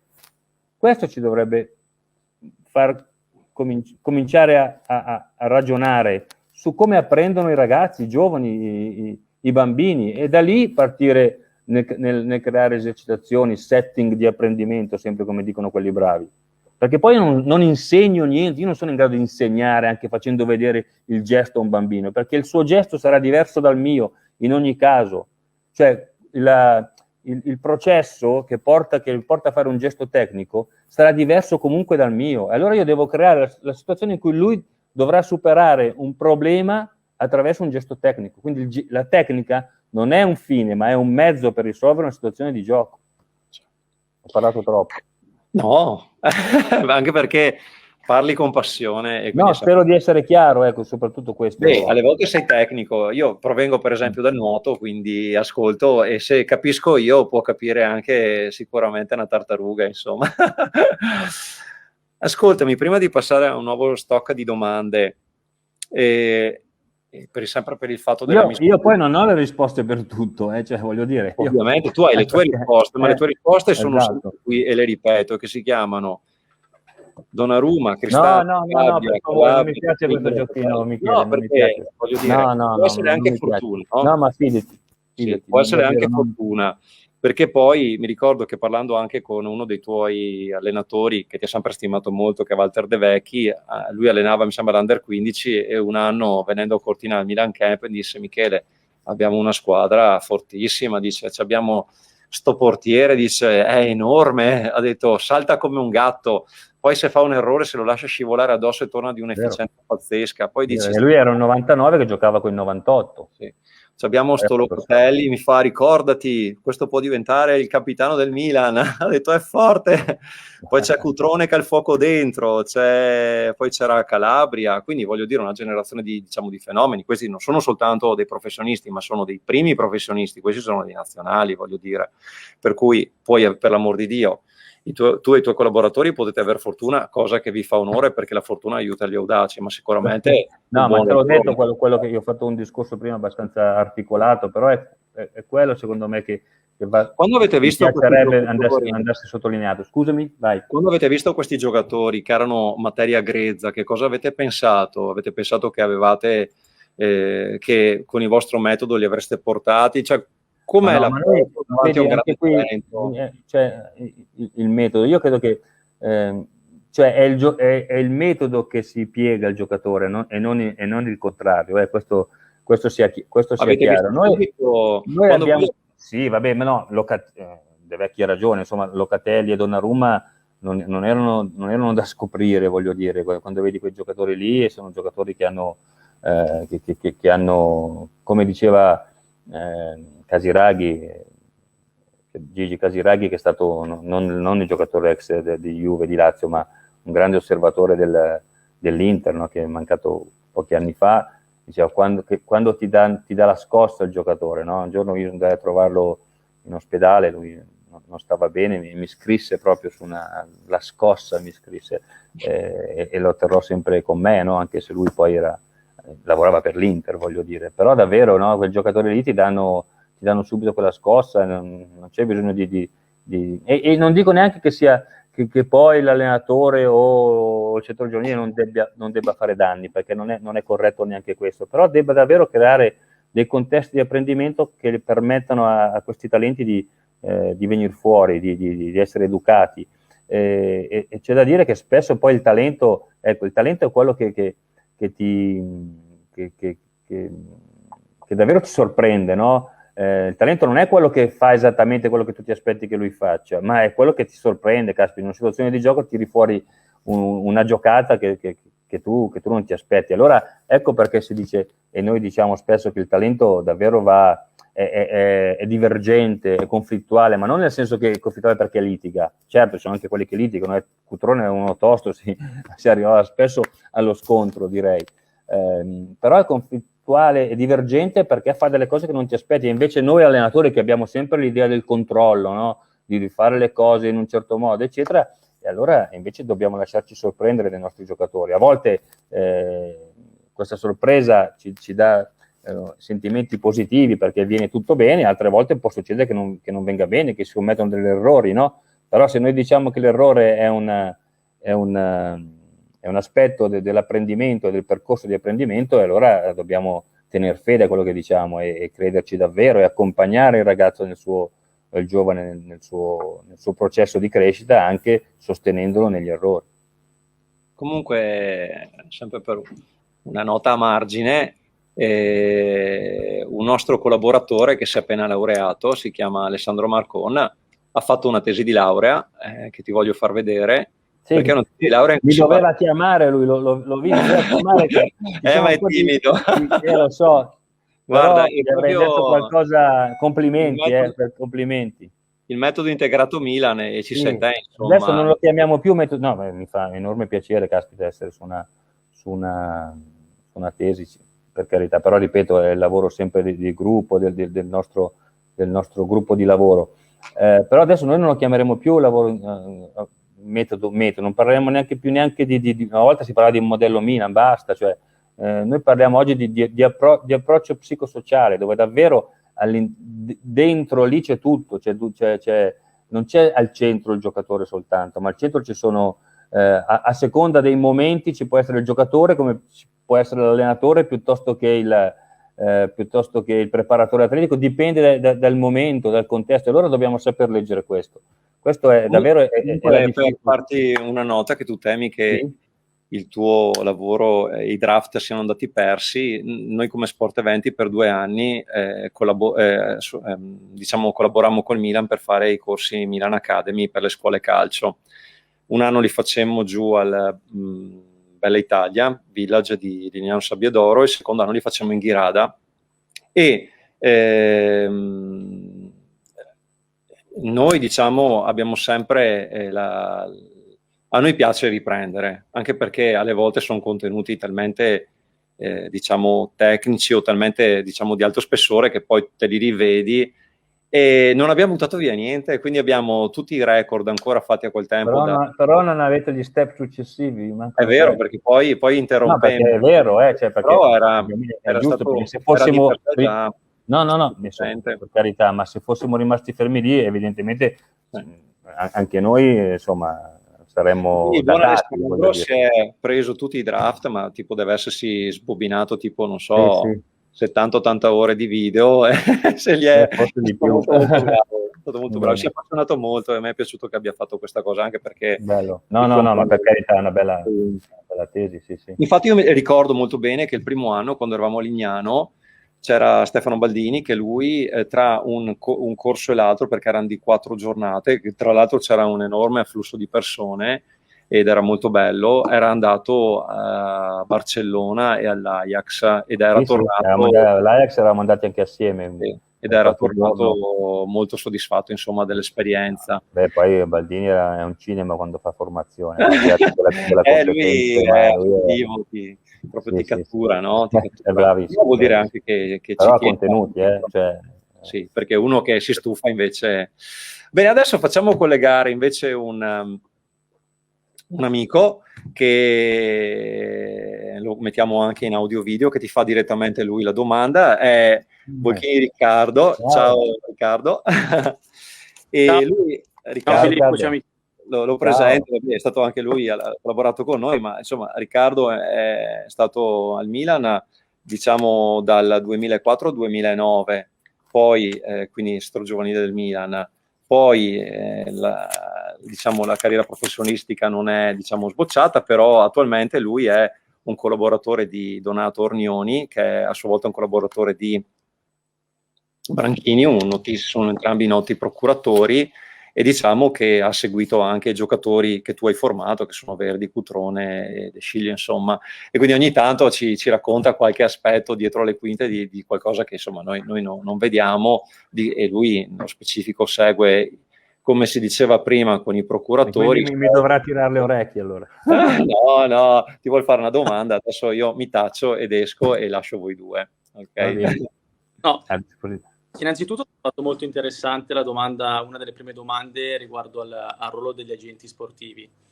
E diciamo che a nostro avviso, per il nostro modo di lavorare, il ruolo degli agenti sportivi è molto importante, tanto quanto è il ruolo delle società per i ragazzi. E la domanda che avevo preparato io, come ha anticipato Michele, avendo fatto parte del settore giovanile del Milan per 5 anni, ricordo in una delle prime feste di Natale il direttore Redo Braida che in una sua intervista rilasciò appunto questa frase dove disse che al Milan l'obiettivo era prima creare uomini e poi calciatori. Quindi ricollegandomi a questa domanda e soprattutto all'incarico al ruolo che ha svolto Filippo come direttore e svolge adesso all'interno della federazione, quanto è importante il ruolo svolto dalle società a livello educativo di crescita degli atleti, quindi non solo dal punto di vista sportivo ma anche educativo, e quanto è importante finisco, scusami Filippo, no, scusami tu, sensibilizzare sia gli atleti che i genitori su quanto è difficile effettivamente poter un giorno diventare dei giocatori professionisti. Allora, parto dall'ultima, sicuramente è fondamentale rendere consapevoli i giocatori delle difficoltà, no? che i loro figli incontreranno e quali sono le statistiche, anche se è un numero freddo, no? Ed è chiaro che a volte può non lo si accetta, se tu vai da un genitore e dici la percentuale di giocatori che arrivano a fare i professionisti è, che so, il 2%, lo 0,05%, insomma, quello che è, no? è molto bassa. Poi ci sono numeri un po' contrastanti in questo senso. Però è indubbio, ma questo fa parte anche, come ti posso dire, di un discorso di accompagnamento proprio di tutte le figure che sono in qualche modo coinvolte nel processo formativo del ragazzo, quindi dei genitori, e la famiglia, ma anche degli agenti, per carità, assolutamente. Io non dico che gli agenti debbano rimanere fuori, l'ho detto all'inizio, ci sono degli agenti che hanno davvero a cuore il percorso dei propri ragazzi e lo fanno tenendo ben presente l'interesse del ragazzo e della famiglia, ma anche l'interesse della società, no? Questo è, direi, il momento migliore, la connessione migliore tra questi elementi. Rispetto al fatto di creare prima uomini e poi giocatori. Allora, noi come gruppo di lavoro, ho detto, siamo andati un po' oltre a questa cosa. Cioè per me, no, ma non possiamo pensare di dividere le due cose, cioè l'uomo del giocatore e il ragazzo del giocatore. Allora, io dico che nel gioco del calcio ci sono tutti quegli elementi che possono considerarsi educativi. Dipende che utilizzo noi facciamo dello strumento gioco, inteso come gioco e come strumento per apprendere. Cerco di spiegarmi meglio.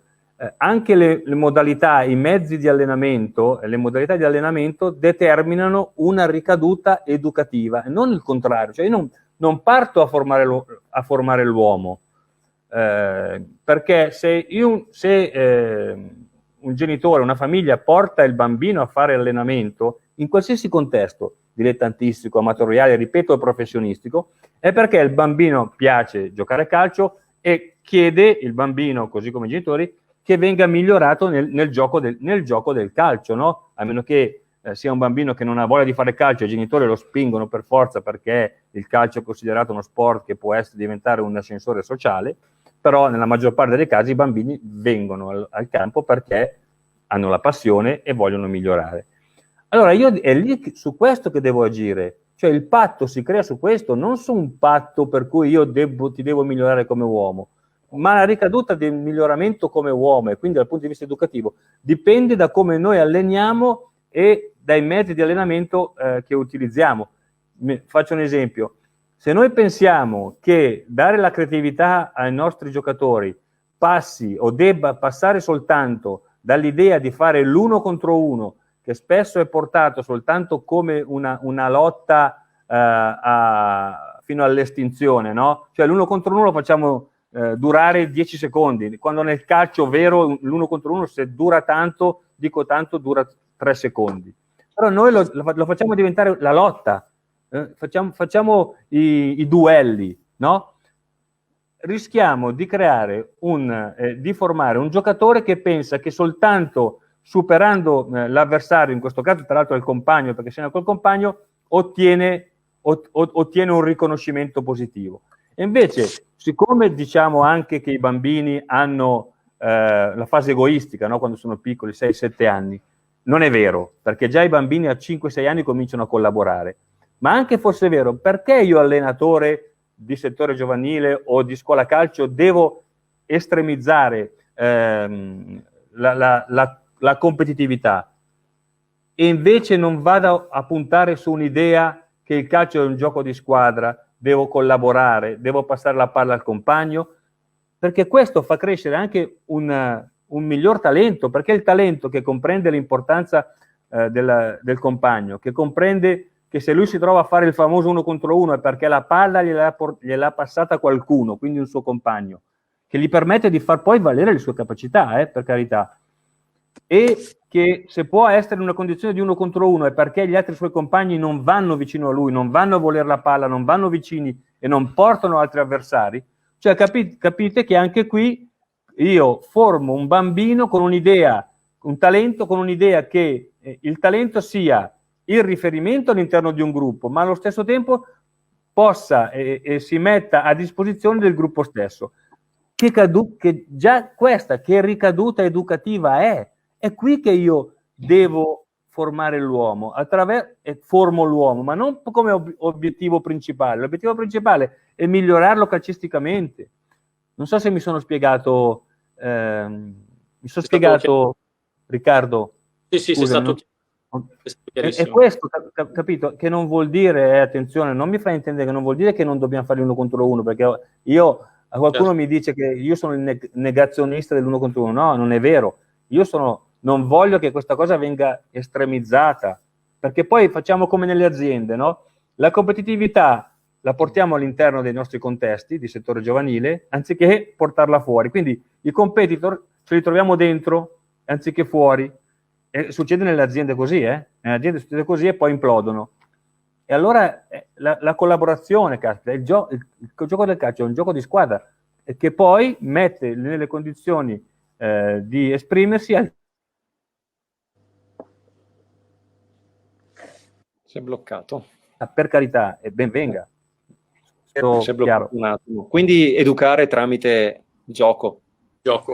Tramite il gioco, sì, perché la ricaduta è lì, cioè la ricaduta non è viceversa, cioè non è che io formo l'uomo, per carità, cioè non è che anche con i genitori io devo spiegare, i genitori devono avere il diritto e il dovere di interessarsi rispetto al programma formativo, al POF, no, a scuola, il piano di offerta formativo di una scuola calcio o di un settore giovanile, e decidere a quel punto se mandare o no il figlio presso quella scuola calcio. È un mondo ideale, lo so, per carità, però se noi ci guardiamo davvero negli occhi fino in fondo e siamo onesti con noi stessi e con i nostri bambini, quello dovrebbe essere, quello, non formo l'uomo, educo l'uomo, e quindi abbiamo il problema, ma l'allenatore con i bambini lo chiamo allenatore o lo chiamo allenatore, maestro? No, lo chiamo allenatore perché già nell'allenare ci sono dentro tutte quelle cose lì educative, ragazzi. Ed è una bella responsabilità. Una domanda che penso possa riguardare entrambi, cioè sia il procuratore che, diciamo, l'allenatore. Cioè scrive Massimiliano Corletto, un vostro collega, di cui per correttezza non faccio il nome, diceva che la fortuna di un giocatore sono 3 fattori: talento, un buon reclutatore e la fortuna di un allenatore che ci creda. Come la pensate? Talento, un buon reclutatore? probabilmente il procuratore che lo trova e lo porta avanti. Ma il reclutatore forse intende come scouting, no? Uno scout? A cui comunque che ha sempre dei rapporti molto stretti con i procuratori, eccetera, eccetera, e la fortuna di un allenatore che ci crede. Però questa è una lettura che dai tu, molto maliziosa. Sì. Sentendo un po' in giro. Allora, talento, buon reclutatore, la terza qual è? Una di un allenatore che ci crede. A me sembra una visione un po' retro, però... No, rispondi prima tu. Rispondi, dopo rispondo io. Allora, per quanto riguarda il mio pensiero e la mia esperienza, io credo che assolutamente il talento sia fondamentale, no? Nel senso che il talento è qualcosa che viene dato al giocatore in dono, che riceve, che è qualcosa di genetico. Dopodiché, come dicevo prima, questo talento va scoperto, va selezionato e poi c'è tutto un percorso formativo, quello che dicevo all'inizio, un processo che va seguito, che va con, ecco qua Scout, che va con continuità e con attenzione monitorato, e il processo formativo è fatto da tanti incontri e spesso questi incontri che il giocatore fa sono incontri con persone che determinano il fatto che il talento si possa esprimere al meglio, al massimo del suo potenziale, piuttosto che il talento venga inibito. E questo ancora che noi facciamo fatica a comprendere in Italia. L'allenatore è un'altra persona che ovviamente fa parte, no, di questo percorso, di questo processo, è un altro degli incontri che fa, ed è chiaro che è un allenatore che riesce a dar fiducia, che riesce a far, che aiuta il ragazzo, no, ad avere a questo talento, ad avere che cosa? La capacità di superare le difficoltà e quindi di essere resiliente, la capacità di apprendere in qualsiasi contesto, quello di gara, quello di allenamento, è certamente fondamentale. Quindi, cioè, messa così, in tutta, cioè senza quella malizia che tu hai letto, io lo trovo corretto. Dopodiché è chiaro, nessuno ha la ricetta, perché ognuno di noi, proprio per quell'approccio psicosociale che ti dicevo, ognuno di noi è differente, ognuno di noi porta, quando diciamo mettiamo il bambino al centro dobbiamo metterci anche noi tutti quanti, perché noi quando arriviamo al campo, l'allenatore, quando intendo noi, o anche il responsabile del settore giovanile, non è che lascia tutto fuori, è una palla quella lì. Io mi porto dietro se ho litigato con mia moglie, con i miei figli, tutti quanti, e quella cosa lì ce la portiamo bene o male, volenti o nolenti, nel campo. Io ripeto, queste sono cose che ho imparato grazie alle persone che sono state con me, che hanno fatto il percorso con me, di cui sono pienamente convinto, quindi Zanoli, Gozzoli, Gualtieri, per me davvero sono stati illuminanti sotto questo punto di vista. Riccardo? Spero di aver risposto. Scusa Riccardo, ho preso un po' di tempo. A te adesso, vediamo il procuratore cosa si dice. Spiego quello che ha detto Pippo, che sicuramente il fulcro della domanda è che risiede nel talento. Il talento deve essere nel ragazzo, nel bambino, e ancora di più deve essere negli osservatori, che sono persone... ci è sparito. Il collegamento è andato in down. Riccardo, non ti sentiamo. Delle società. Mi sentite? Ecco, sì, sei tornato. Ho ricevuto una chiamata dal mio capo, da Donato. Salutalo. Quindi non disturbare nei momenti topici. No, non posso farlo. Dicevo che comunque il fulcro è proprio il talento del ragazzo. Poi è chiaro che le società devono costellarsi di osservatori che sono nient'altro che persone di fiducia, che hanno una metodologia di giudizio che va di pari passo, come diceva prima Filippo, con quello che alla fine è la società stessa. E poi mi riaggancio, collegandomi al discorso e all'importanza degli allenatori e di una struttura societaria forte, a un mister che ho avuto, che è Walter De Vecchi, che diceva che il ruolo dell'allenatore non è nient'altro che quello di tirar fuori proprio farina dal sacco del giocatore, il più possibile. Più farina tiro fuori, più il ragazzo può migliorare. È chiaro che quanta farina tirar fuori dal sacco di ogni ragazzo dipende dal talento che ognuno ha, perché ovviamente ogni ragazzo ha un talento che è fine a se stesso. Quindi sono tre aspetti sicuramente correlati. Questa è la visione di quello che vediamo un po' noi. Riccardo, giusto per concludere, che dopo proponiamo so che, insomma, che seguite qualche giocatore che è stato allenato, che è uscito, diciamo, dal settore giovanile di Filippo, no? Sì. Quindi Verdi, un tempo Cutrone, De Sciglio, Sì. e quindi cosa ci dici di sti ragazzi quando entrano nel mondo del professionismo? Che tensioni vivono? È facile l'iniziale approccio? Guarda, Dopo... Michele, Non penso che tutti abbiano la forza di Filippo, che da quello che ci ha detto all'inizio lo buttavano dentro e lui era già un leone da arena, insomma. Filippo, uno come te, non mi sembra che si spaventi di niente, insomma, no? Un lottatore. Ma non io sono io ho le mie paure, poi bisogna indirizzare le paure nella direzione, nel senso giusto, assolutamente. Io non ho capito però se intendevi dal punto di vista lavorativo o dal punto di vista di quando ero giocatore. No, tu prima quando eri giocatore, l'inizio della carriera, dicevi Lidon mi ha detto marca quello e io lo marco, voglio dire.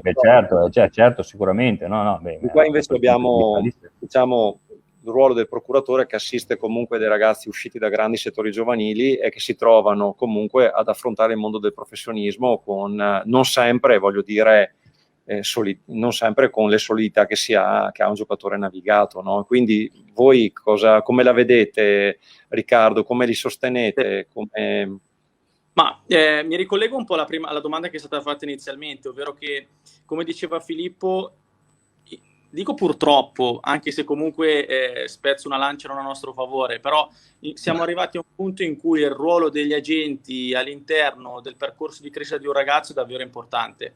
Io parlo per l'agenzia che rappresento, noi cerchiamo non di vendere i sogni, ma cerchiamo di stare il più possibile vicino ai ragazzi, non solo da un punto di vista calcistico, ma proprio da un punto di vista strettamente personale, perché il focus deve essere quello di mantenere l'obiettivo, che è quello di diventare ovviamente giocatori, tenendo conto di tutte le difficoltà del caso, perché diventare giocatori non è affatto cosa semplice. E mi ricollego a questa mia affermazione per fare una domanda a Filippo, l'ultima domanda, prometto, che si ricollega un po' a quello che a nostro avviso è la cosa più importante che un ragazzo di 17, 18 anni, 19 anni si deve avere per entrare nel mondo dei grandi calciatori, che è l'aspetto mentale. Cioè, quanto conta, arrivati all'età di 17, 18, 19 anni, l'aspetto mentale per entrare in un mondo da grandi, che è quello su cui poi noi lavoriamo? Secondo me l'aspetto mentale è uno degli aspetti importanti, no? A me non piace dividere, come posso dire, no? L'aspetto tecnico da quello tattico piuttosto che da quello mentale o da quello emotivo. L'insieme fa il giocatore. Però se vogliamo ragionare in termini così come mi proponi tu, l'aspetto mentale è fondamentale, ma dal mio punto di vista credo che sia importante durante il percorso di settore giovanile creare una struttura al ragazzo, aiutare il ragazzo a formare una struttura tale da poter sostenere le difficoltà, gli stress del professionismo, delle responsabilità che porta il professionismo, delle richieste che porta il professionismo, ma già anche la primavera, no? Poi quando hai magari stipulato un contratto comunque cominci già a sentirti delle responsabilità addosso, ma credo che questa struttura, no, chiamiamola così, in grado di sostenere tutto, passi non da tecniche, ma passi dalla relazione che si riesce a creare con il ragazzo, e quindi dalle relazioni che le persone che sono vicine al ragazzo riescono a creare con lui, e appunto a riuscire a dare a lui gli strumenti necessari proprio per avere questa forza, questa resilienza, questa capacità di essere dentro la difficoltà, di essere dentro la complessità del gioco, di essere insomma davvero in un contesto dove peraltro i ragazzi sono abituati sin da bambini. Il bambino è dalla complessità sin dall'inizio, e forse noi a volte lo perdiamo di vista questa cosa.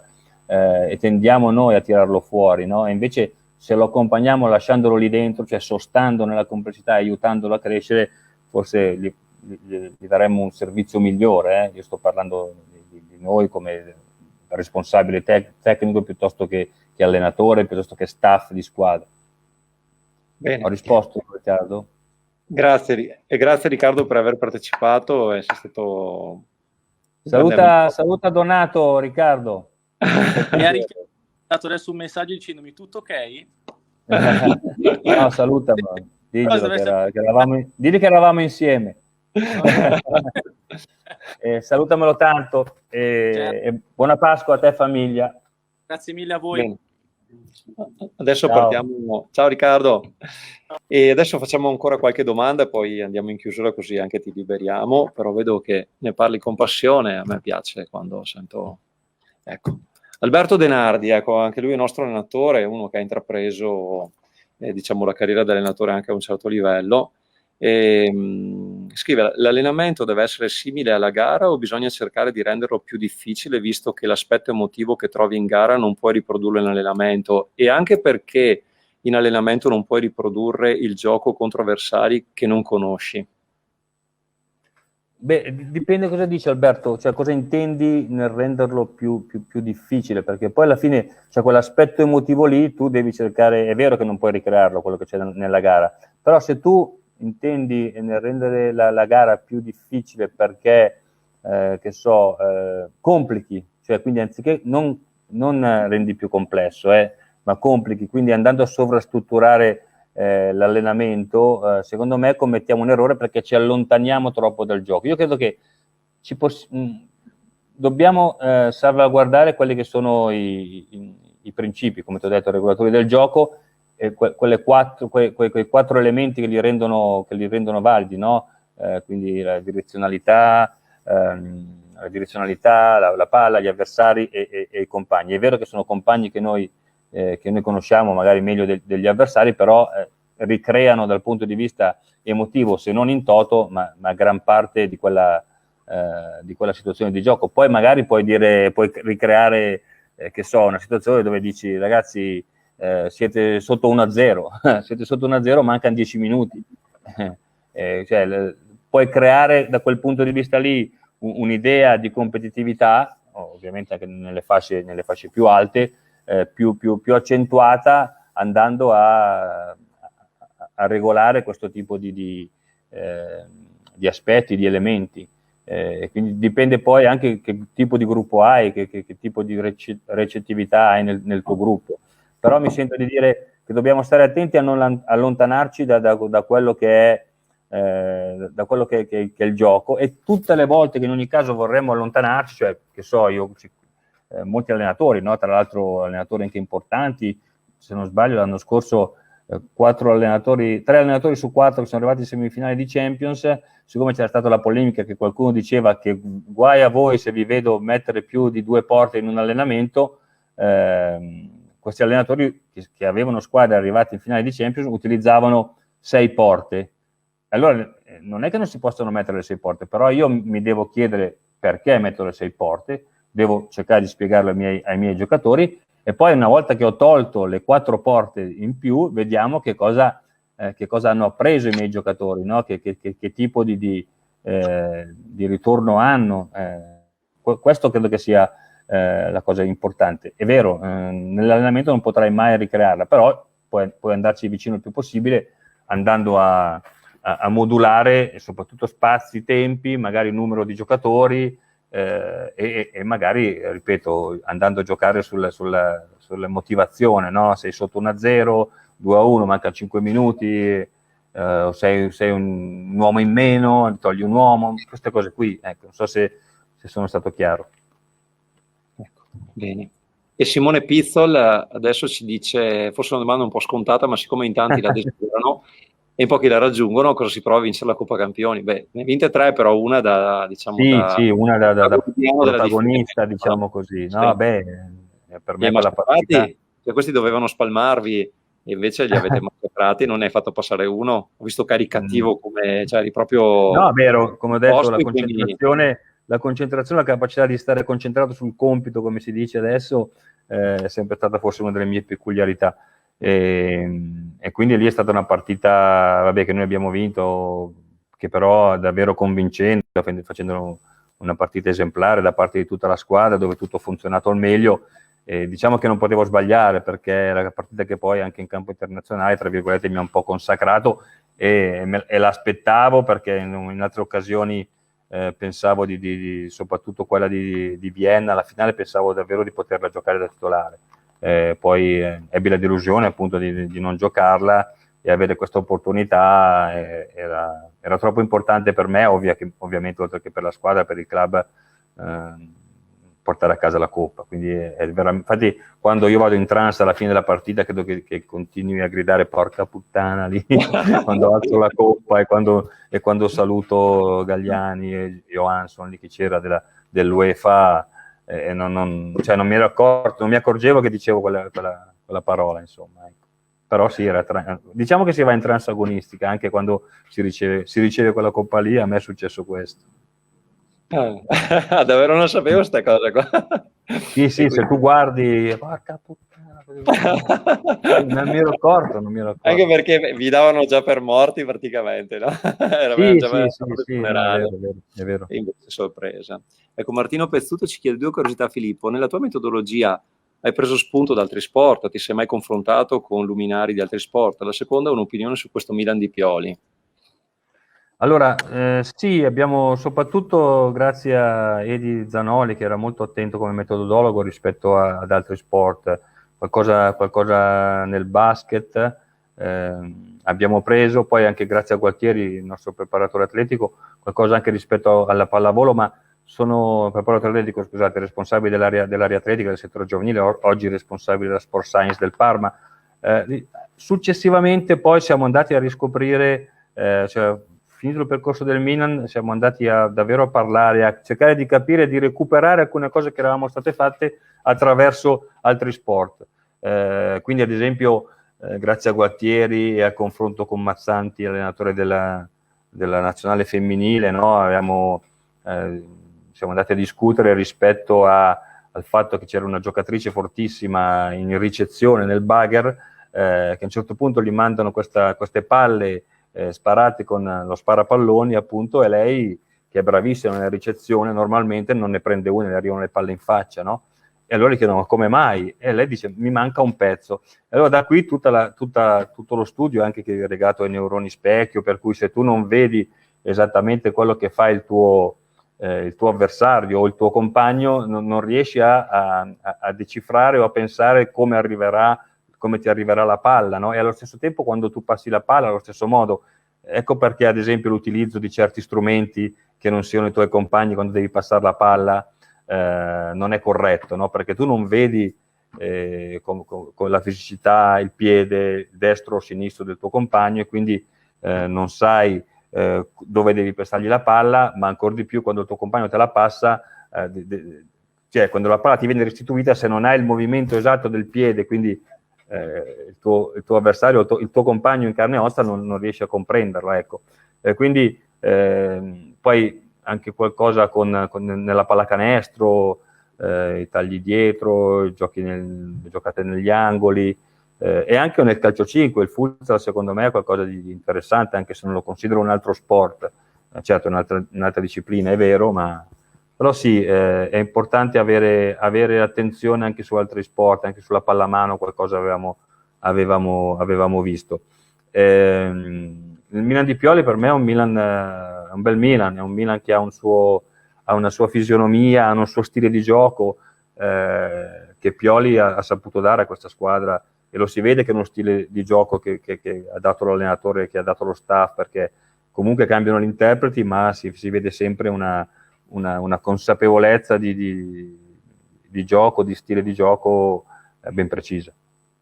Bene. Martino, se ti ho risposto bene, se no provo a riformulare la risposta. Abbiamo altre 2 domande. Nicolò Toffanini, anche lui è stato anni fa nostro allenatore. Buonasera Michele, Filippo e Riccardo, intanto grazie per questo incontro da cui c'è sempre da imparare a prendere spunto. Volevo chiedere quali sono i fattori che si valutano per riconoscere un allenatore che abbia un qualcosa in più rispetto agli altri, quindi diciamo un buon allenatore dell'attività di base giovanile. La preparazione degli allenatori delle giovanili all'estero si differenzia molto da quelle degli italiani? Se sì, in che cosa e dove sta l'errore e cosa si potrebbe migliorare in particolare? Ma per quello che so, partendo dalla fine, gli allenatori degli altri paesi fanno molto più tirocinio di campo con squadre, e quindi hanno questi step importanti, quindi di praticità proprio vissuta nei campi, per quello che mi è dato a conoscere, per le esperienze che ho vissuto, in particolare in Inghilterra ultimamente.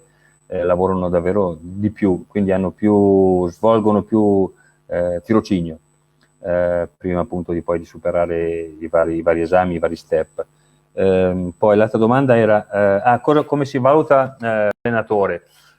Allora, io do per scontato quelli che sono, non sono scontati, per carità, però nella scelta dell'allenatore io mi prefiguro che sia una persona con educazione, con rispetto del lavoro, dei tempi, no? Credo che sia fondamentale. Dopodiché quello che per noi era importante, ma tuttora sarebbe importante, è la capacità di lavorare in staff.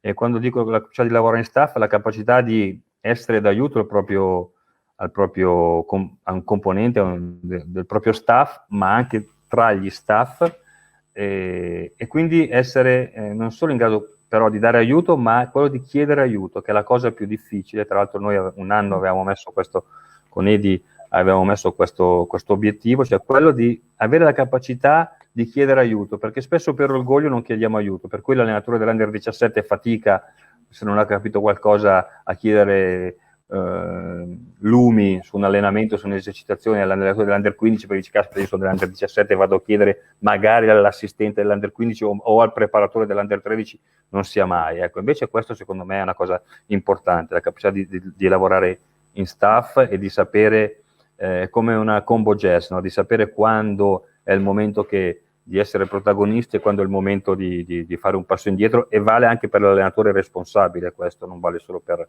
il collaboratore piuttosto che il preparatore atletico, vale per tutti i membri, i componenti dello staff. E direi questo, ovviamente poi le conoscenze dal punto di vista metodologico, e qui sarebbe interessante capire davvero che cosa intendiamo per metodo, no? Metodo è il modo in cui noi vogliamo raggiungere il nostro obiettivo, e questo comprende tante cose, tante conoscenze, quindi conoscenze non solo dal punto di vista tecnico e tattico, ma anche dal punto di vista pedagogico, psicologico, come magari anche rispetto alle neuroscienze piuttosto che alle scienze motorie, e questo va nella direzione di capire davvero, oltre a lavorare in staff, a quella capacità a quella volontà di essere presenti nei momenti formativi che, dal mio punto di vista, un club di qualsiasi categoria deve tenere all'interno del proprio settore giovanile, o all'interno della propria società. Perché se è vero che nei dilettanti o negli amatori, ma anche nei professionisti, chi lavora ha magari una seconda occupazione, oggi una delle cose che ci portiamo via, forse l'unica o una delle poche, dal Covid è la scoperta di questi strumenti, queste piattaforme che riducono le distanze e ci permettono il confronto anche tra noi componenti dello staff. Bene. E adesso Filippo siamo in chiusura, mi sembra che ci sia un'ultima domanda. Antonio Cavalieri, cosa pensi dei risultati di Mancini con la nazionale? 25 risultati positivi sono tante robe, eguagliato Lippi, che sia un segno? Non lo so che sia un segno. Io da sempre sostengo la squadra, la nazionale italiana di Mancini, davvero in particolare, perché da sempre ha provato a proporre gioco, a fare gioco, a comandare il gioco. Molti dicono non abbiamo incontrato nazionali di qualità. Credo che abbiamo fatto un amichevole con l'Olanda, abbiamo dimostrato di saperci destreggiare anche con avversari di un certo livello, ma a volte è più difficile giocare con squadre che si chiudono in un certo modo e quindi mettono l'autobus davanti alla propria area di rigore e trovare i tempi e gli spazi giusti per poter andare alla conclusione. Quindi sicuramente per me la nazionale di Mancini è, dal punto di vista del vertice, forse uno dei pochi esempi da prendere come riferimento, come proposta di gioco. Poi ci sono delle squadre di Serie A che altrettanto che vanno seguite, come dicevo prima, il Milan di Pioli, De Zerbi, Italiano, l'Atalanta, adesso mi dimentico qualcuno sicuramente, anche la Juventus secondo me, con tutte le difficoltà e con tutti gli accanimenti che ci sono, però è un qualcosa che verso cui Pirlo sta tendendo. Ultima domanda, e dopo chiudo io con, ti chiedo due spunti. Gabriele Nisi, questo me lo ricordo, è un nostro campista, sicuramente dovresti averlo avuto anche tu, è stato per anni con noi, è un bravissimo ragazzo. Cosa ne pensi dell'utilizzo eccessivo di giovani calciatori, in particolare nei campionati di Lega Pro, che sta creando alte aspettative nei calciatori in età ancora adolescenziale? Ciò genera al contempo abbandono da parte di tanti ragazzi che nell'immediato non vedono più prospettive, visto che si saranno sostituiti da nuovi giovani senza trovare opportunità nei campionati inferiori. A mio parere si stanno snaturando anche in campionati giovanili, vedi la Primavera con il continuo utilizzo, e adesso dobbiamo dare il proseguo. Cosa pensi di questa domanda? Allora, aspetta, volevo cercare di cosa ne pensi dell'utilizzo eccessivo di giovani calciatori, in particolare nei campionati, quindi il fatto che ci sia l'obbligo di far giocare determinate fasce di età che poi vengono sostituite perché c'è l'anno successivo.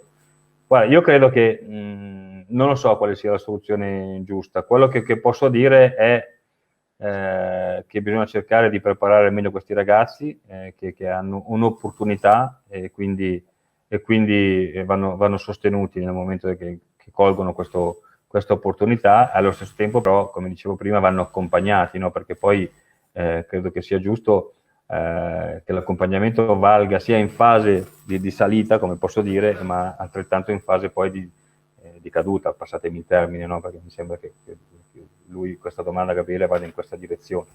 È difficile trovare quale sia la soluzione giusta, perché anche ad esempio l'idea di fare le seconde squadre secondo me potrebbe essere importante, proprio perché c'è il pensiero che questo percorso di settore giovanile, per tutta la serie di motivi che forse abbiamo toccato anche all'inizio e adesso non stiamo qui a riprendere, si arrivi alla primavera, quindi all'ultimo passo prima del calcio professionistico, non ancora pronti, e quindi come dicevo gli allenatori non li fanno giocare perché non li vedono pronti, ma è paradossale come in Italia il percorso di settore giovanile si interrompe nell'Under 19. La sola società che ha preso l'opportunità di fare la seconda squadra è stata la Juventus, mentre negli altri campionati, in Inghilterra c'è il campionato Under 23 che dà un'ulteriore possibilità di sviluppo dei giocatori. In Spagna in Germania ci sono le seconde squadre e anche le terze squadre. Ecco, secondo me ancora facciamo fatica in Italia a lavorare con una visione sistemica, no? Come sistema, per cercare di dare un aiuto ai nostri giovani calciatori. Questa è la parte finale della domanda.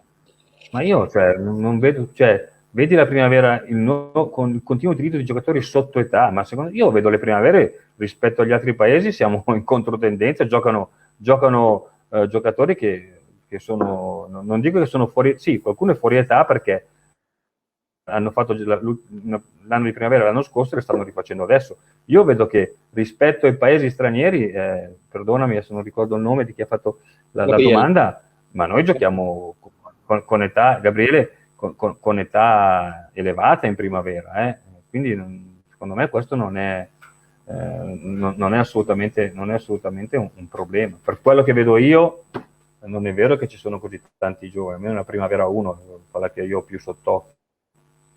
Faccio due ultime domande. Puoi intervenire se sbaglio.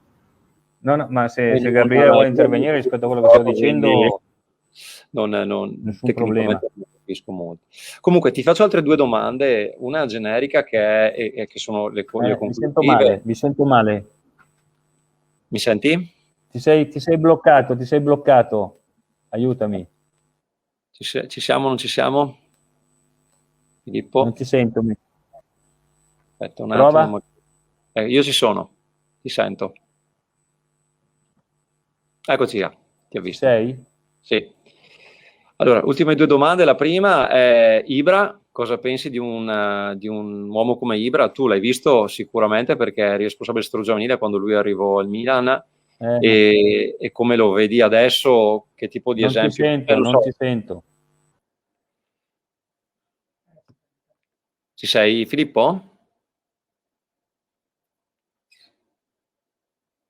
Non lo sentiamo più, l'abbiamo perso. Giù la connessione con Filippo. Ah, ci picchia. Niente, le domande più belle che erano quelle di... sembra che stia tornando, un attimo di pazienza per chi ancora ci sta seguendo. Ci siamo tornati? Eccolo là, trovato. Ci sei, Filippo? Okay. Cosa ne pensi del ritorno al Milan di Ibra? L'età è davvero solo un numero? Io credo che non sempre sia solo un numero, in questo caso lo è, perché comunque Ibra ha sempre dimostrato di essere un grande professionista, di essersi curato bene dal punto di vista del fisico, e quindi essere pronto e di essere ancora un giocatore che fa la differenza. Quanto conta l'esperienza in campo? Io dico sicuramente conta, ma conta nel momento in cui tu stai bene, appunto. Quindi diciamo che l'insieme della tua dell'atleta, no? Quindi tutte le componenti determinano una come posso dire, una condizione generale positiva per affrontare la performance di campo e di gioco. L'esperienza ti aiuta probabilmente per essere più efficiente, quindi per avere una migliore spesa rispetto a compiere determinati gesti, determinati movimenti, e questo ovviamente per chi ha appunto più anni, quindi più esperienza, può aiutarlo dal punto di vista dell'efficienza. Ecco. Infine l'ultima domanda, ti chiediamo a Filippo Galli cosa vede, come vede Filippo Galli nei prossimi 10 anni. Mamma mia, sento malissimo. Ci sei, Filippo? È un po' andata in No, down. non ho sentito niente. Adesso te la scriviamo. Ci sei? Come ti vedi come vedi Filippo? Come si vede Filippo Galli nei prossimi 10 anni? Vediamo. Te l'abbiamo scritta. Non ti sento, Michele, non ti sento. Adesso un po' meglio? Si è stufato anche il collegamento, ha detto che è troppo tardi. Però questa è una bella domanda, vediamo se la puoi vedere. Come mi vedo nei prossimi 10 anni? Mi sentite? Sì. Beh, io, il mio secondo figlio Simone, Sì. Come ti vedi nei prossimi 10 anni? Ad agosto mi ha reso nonno, quindi A parte... no, io vorrei continuare. Non lo so, io sto facendo un lavoro che mi gratifica per adesso in federazione, sono contento grazie a Demetrio Albertoni, tecnico, quindi lavoro al settore tecnico, sul corso per responsabili di settore giovanile, faccio parte della sezione per lo sviluppo del calcio giovanile e poi mi occupo con un paio di altre società in altri ambiti. Quindi insomma spero di continuare. È andata via la connessione, accidenti. Probabilmente la connessione di Filippo si è stufata. E allora, tanto speriamo di riuscire a ricollegarlo. Noi diciamo la nostra opinione, siccome lo riteniamo una brava persona e un grandissimo professionista, nei prossimi 10 anni noi vorremmo rivederlo in via Aldo Rossi, no? Il nostro amico Filippo, perché è un milanista, diciamo, profondo, ha trascorso tutta la vita nel club, ha fatto secondo noi delle cose pregevoli e probabilmente, anche se ha già dato molto, ha avuto molto dal club e già molto ha dato al club, probabilmente è casa sua e lì dovrebbe stare. Ecco, questo è diciamo, il nostro pensiero, insomma. Adesso Filippo l'abbiamo perso perché probabilmente la connessione è venuta a mancare, anche perché sono le 10:30, è un po' tardi, e quindi se nel frattempo non riusciamo a ricollegarlo, ringraziamo tutte le persone che sono state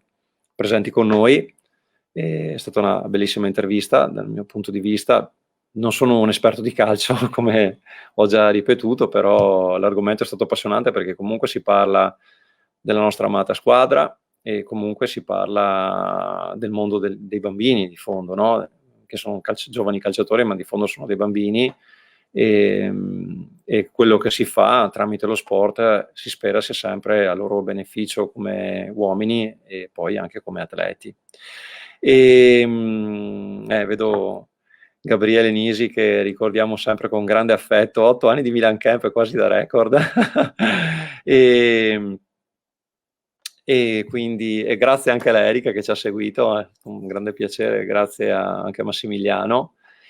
Vi ringraziamo tutti e speriamo di poterla, anche Luca Santochirico, grazie, e speriamo di poterla rifare, magari ancora con Filippo, magari discuteremo, parleremo, approfondiremo dei temi, perché vedo che, sì, vediamo che è ancora un grande appassionato, diciamo, del mondo dei settori giovanili e quindi è sempre bello approfondire un argomento del genere con lui. Ciao Martino, e magari cercheremo di fare anche queste dirette anche con altri nostri supervisori. Il sistema lo abbiamo tarato, quindi Filippo, non riusciamo più a collegarti, noi ti ringraziamo di cuore, sei stato gentilissimo, ci hai dedicato 2 ore, sei magnifico come sempre, ti mandiamo un grande abbraccio.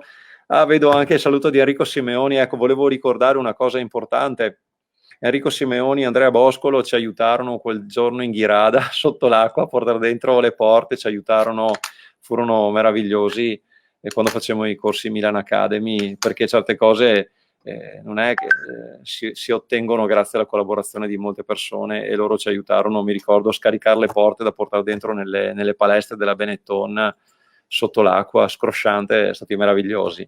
Ecco, Alessandro Marcon, il nostro dottore è grande milanista e salutiamo anche lui. Ecco, comunque, grazie Filippo, spero di poterti riavere in un'altra intervista, speriamo di poterne fare altre simili. Abbiamo testato stasera e sembra essere piaciuta, quindi grazie di tutto, buona serata, un bacione a tutti e buona Pasqua.